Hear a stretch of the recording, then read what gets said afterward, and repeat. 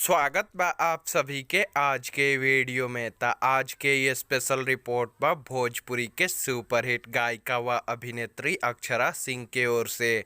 आप सभी के बता दी कि भोजपुरी के सुपरहिट गायिका व अभिनेत्री अक्षरा सिंह के आप सभी के बीच में बहुत ही शानदार और ज़बरदस्त सैड सॉन्ग आवे वाला बा, जौना गाना के नाम बा एक ही दिल था।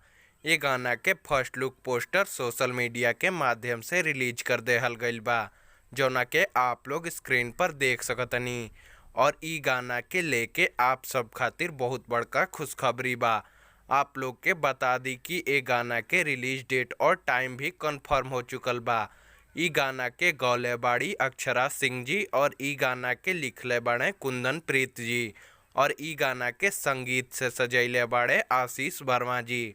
आप लोग के बता दी कि ई गाना के काल यानी 9 अगस्त सुबह 6:15 पर जेपी स्टार पिक्चर्स भोजपुरी के ऑफिशियल यूट्यूब चैनल से रिलीज कल जाई, जोना के आप लोग जाके सुन सकें। तो आप लोग कमेंट में बताएं कि आप सभी के ई गाना के नाम और फर्स्ट लुक पोस्टर कैसन लागल।